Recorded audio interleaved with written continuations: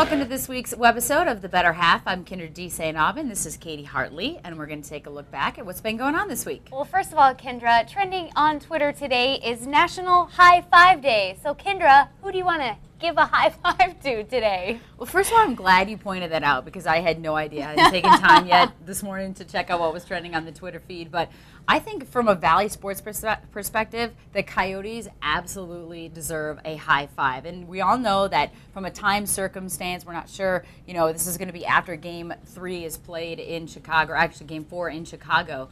But they're going to be coming back here on Saturday. They took one in Chicago, great battle.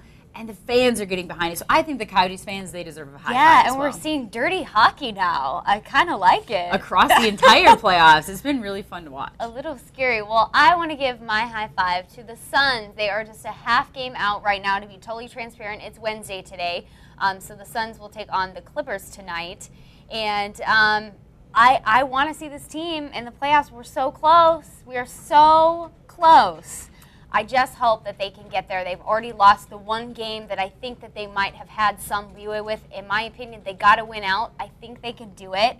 But I really, really want to see this team in the playoffs. How cool would that be to have NBA and NHL in the playoffs in Phoenix? And I think what's been talked about a lot, too, is Alvin Gentry, the job he's done with this roster. And then, again, as you said, they're playing the Clippers tonight, but they're back-to-back Wednesday, Thursday. It's going to be tough. They're a half game. They're behind Utah in the standings, but they beat them in the matchup head to head. But how about the games they have left? So I think they absolutely deserve a high five, and Alvin Gentry deserves a high five for the job he's done with this roster. Yeah, high fives for you, Gentry. Well, moving on to some NFL stuff. Donovan McNabb saying basically that he would vote for himself to be in the Hall of Fame. Kyndra, would you vote for him? First of all, I do think that he may not get in right away, but I do think he deserves to be in the Hall of Fame. And I know everybody is viewing what is most recent in their memory, but if you think about it, his career with the Eagles, he's a 6-time Pro Bowler.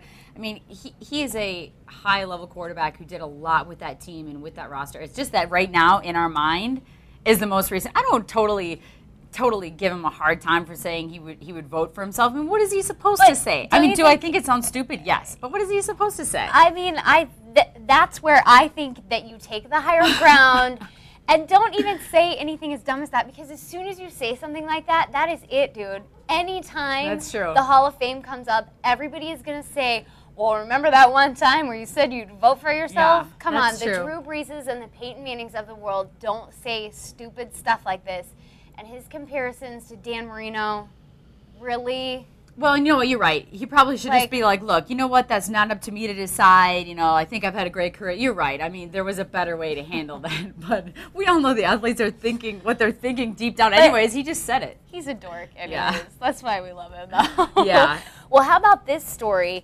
Bo Ryan, the head coach of Wisconsin, and all of this talk about blocking this freshman to transfer. Kyndra, talk to me about this situation. Well, first of all, I mean, I think it just kind of blew up in his face because the whole appeal process, and Bo Ryan was on vacation, but Jared Uthoff basically wants to transfer. He was a redshirt freshman, and the whole controversy again comes up. Who has the power? Why is it that we don't let these student athletes go when they don't want to be there? And why not let them go where they want to go? And Bo Ryan this morning on Mike and Mike, and also, they talked about it on Colin Cowherd, and he's comparing it to the coaches and whatnot. And saying, well, these players are in the trenches with us. That's why I don't want him to go to the Big Ten, and I don't want him to go to the ACC because we're going to be playing those teams. Well, those are 2 of the 3 best conferences in the country, so I think it's ridiculous. And what about the coach who's in the trenches with these guys every day, and he can walk down the street and go to Michigan State? I think the NCAA has to step in and do something. Right, and I mean, it brings up the topic of contracts and paying athletes. I mean, really, do we need to go there? But and these days with social media and stuff, you can't get away with this kind of thing without it totally blowing up. And like you said, and everybody finding out. Exactly. It's just not what it used to be. And I don't think the NCAA has to come in and police everything like this specific case, but maybe step back, take a look at the transfer rules again. I mean, I know we've talked about this before, and I had someone ask me on Twitter. I transferred from Wisconsin to Minnesota, and to transfer within the Big Ten, which they allowed me to do, but I had to give up all of my athletic scholarship and never get athletic scholarship again if I transferred within the Big Ten. So that to me is unfortunate for other student athletes that don't have the financial means to go somewhere where they want to play. They might be forced to stay because of that scholarship. Right, and it's just not the same with academics. You know, we had talked about that too. If I had transferred to college, I would have kept my scholarship. So and you can go wherever you want. Yeah. So I mean, I think it's unfortunate, and they're 18-year-old kids. Yeah. I mean, so they change their mind. Big Yeah. whoop. We do it all the time in our lives. Yeah, well, Kyndra, we are out of time today. We'll be back next week with NFL draft stuff. She's Kyndra de St. Aubin. You can follow her on Twitter at Kyndra620. You can follow me at FunKatie620. We'll see you next week on The Better Half.